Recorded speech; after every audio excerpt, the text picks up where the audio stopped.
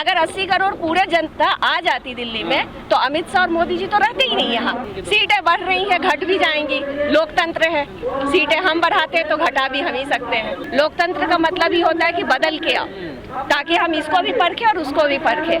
पर हमने परखने में गलती कर दी, तब शायद इनके ऊपर अहंकार चढ़ गया है कि हम बेबाक घोड़े की तरह दौड़ रहे हैं। 5 साल में इन्होंने इतनी अति नहीं मचाई थी, ये जब दूसरे टर्न में आए हैं तब शायद इनके ऊपर अहंकार चढ़ गया है।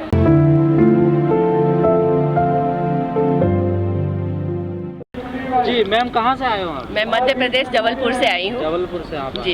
क्यों लगा आपको कि हमें किसान आंदोलन का समर्थन करना चाहिए? देखिए, मैं एक गृहिणी हूँ और हमारा सारा संसार जो है ना रसोई में चलता है, और रसोई की पूरी भरपाई हमारे किसान भाइयों से है।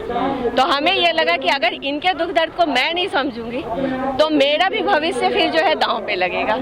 तो सरकार तो कह रही है बहकावे में आ गए किसान। नहीं, जो पूरे देश के जनता का पेट पालता हो वो किसी के बहकावे में क्या आएगा।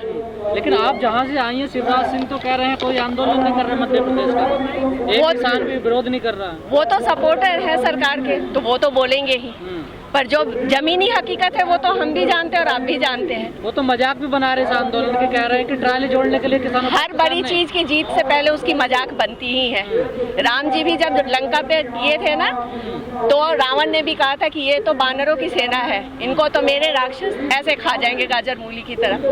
पर अंत क्या हुआ सारी दुनिया जानी। तो देखो काल्पनिक चीज है, लेकिन नहीं, ये रियल सरकार बड़ी मजबूत स्थिति में नजर आ रही है।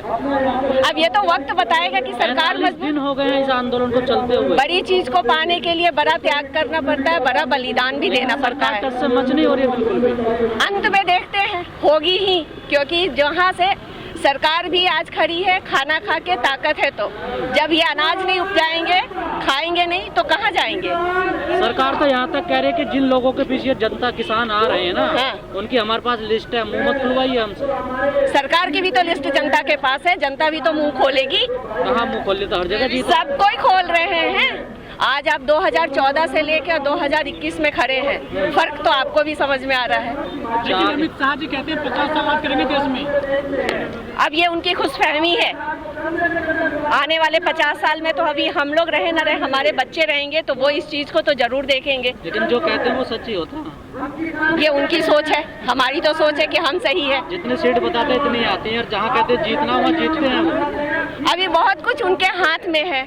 जनता ने जो है ना, ये पहले पायदान पे हमारे किसान भाई ऐसे हैं जिन्होंने पूरा भरपूर जो है ना इसका प्रोटेस्ट किया। वरना जितने भी लोगों से हमने बात करी, ज्यादातर लोगों ने यहाँ पर तो ज्यादातर लोगों का हमने बीजेपी को नहीं, बीजेपी को वोट हमने दिया था।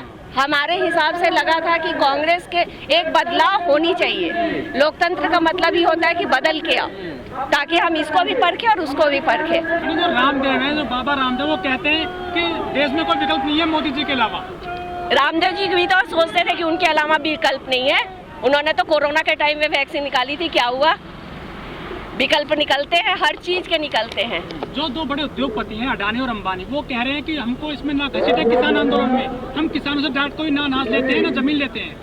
बात उनकी सही है, सरकार उनको सपोर्ट कर रही है, पर किसानों का गुस्सा अपने इसलिए है क्योंकि अगर उन्होंने ये जो बिल है, ये बिल तो उन्हीं के इशारे पे बना है। लेकिन मैम, जितना सहयोग किसानों का या सबका है इस देश की प्रगति में, उतना तो उद्योगपतियों का भी है ना। नहीं, ये तो पैरेलल है। कोई भी देश जो है बिना उद्योगपतियों के सहयोग के चल ही नहीं सकती। लेकिन उद्योगपति किसानों की भी तो सोचे, बाकी जनता की सोचे। बायकॉट करके या उनके टावरों को तोड़ करके नुकसान तो अपना ही है। देखिए, जब हमारा पेट भूखा रहेगा और सामने वाला थाली भर के खाएगा तो हम तो छीनेंगे ही।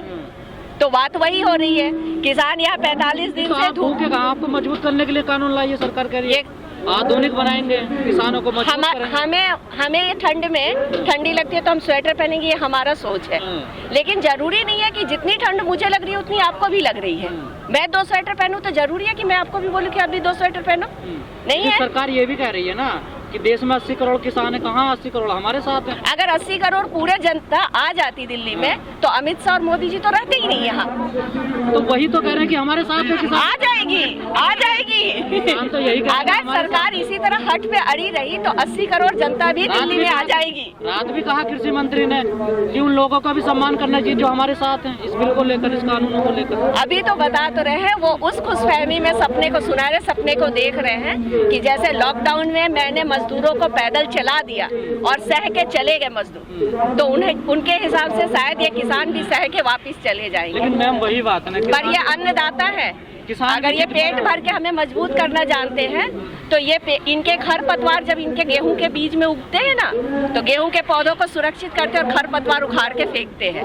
तो ये कानून वही खरपतवार है, इसको उखाड़ के फेंकेंगे। मैडम कुछ नुमाइंदे हैं बीजेपी के, वो कहते हैं कि ये असली किसान नहीं है, असली किसान खेत में काम कर रहा है, ये तो हलवा पूरी खाते हैं, मजे उड़ाते हैं यहाँ पर। क्यों किसान हलवा के लिए गाजर उगा के आपको दे, आप खाए, और किसान उसी गाजर का हलवा ना खाए?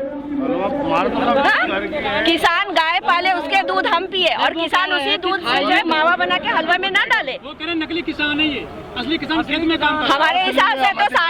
हमारे हिसाब से तो सारे नेता ही नकली हो गए हैं। कह रहे हैं हलवा भी खाइए, सब कुछ खाइए, लेकिन घर बैठ के खाइए, सड़क पे बैठ के क्यों खा रहे हो? सड़क पे तो वही लाए हैं, वरना किसान तो अपने खेत में ही अच्छे थे। बार रिक्वेस्ट कर रहे हैं कि आप लोग घर चले जाइए। तो ये भी तो रिक्वेस्ट कर रहे हैं कि आप कानून वापस ले लो, मैं चला जाऊंगा। लेकिन मैडम जी मान जाओ, 2 कदम तुम बढ़ो, 2 कदम हम बढ़े, बात खत्म।